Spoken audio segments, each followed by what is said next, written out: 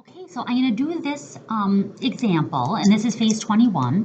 So we're still dealing with accumulation functions, and this is we've got this formula here. So whenever you've got an accumulation function, guys, the input of the integral is the derivative of the function itself.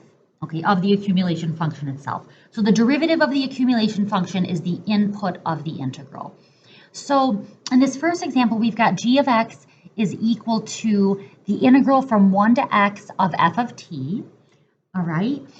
And maybe, guys, I'm thinking when you see a function like this, maybe the first thing that you should say to yourself is that the input here, or I'll say it like this, I'll say g prime of x is equal to f of x. So they're asking, what are the critical numbers of g of x on this interval here from -2 to 6, but not including -2 or 6, and then explain. So critical numbers, guys, are where the derivative is 0 or undefined. So if I look here, I want to look at the interval from -2 to 6, but I'm not including -2 or 6. And guys, this is the graph of f, but it's also the graph of g prime. So the critical numbers of g are where g prime is 0, and this is the graph of g prime because of this thing up here. All right, so 1 and 3. Looks like x equals 1 and x equals 3. So x equals 1, x equals 3, because f is equal to g prime, and this is where g prime equals 0. Okay. Now part B, use the candidate's test to find the absolute max and min of g of x on the interval -2 and 6. And guys, this is basically like the extreme value theorem. Remember, that theorem guarantees that if a function is continuous on a closed interval, then it must achieve an absolute max and an absolute min on that interval. And I don't know what g is, like I don't have its graph in front of me, but I know that it's continuous because it's differentiable.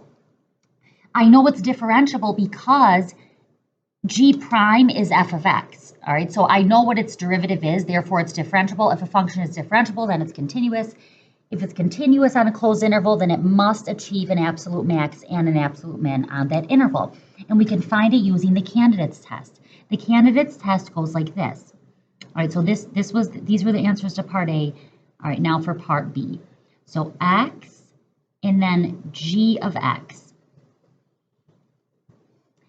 And you put the endpoints of the interval, and then between the endpoints of the interval, you put the critical numbers, which are 1 and 3.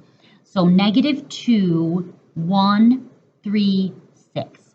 All right, here are the endpoints, and then here are the critical numbers. Now, the endpoints actually happen to be critical numbers themselves, but part A was not including them, you know, in what they were asking for, so that's why they weren't part of part A.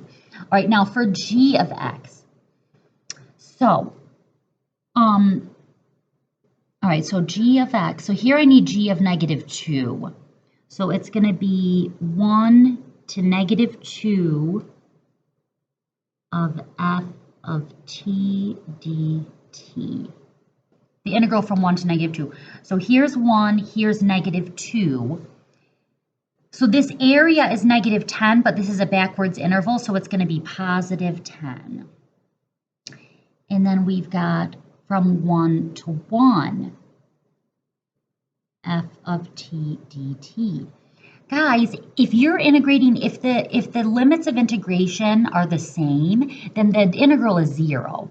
Because you've got, because this is like, because it's an area with like, you know, the base is going to be 0. Because from 1 to itself, that the area under that is going to be 0 because there is really no area to find. Okay, and then for this one, so this is the area from 1 to 3.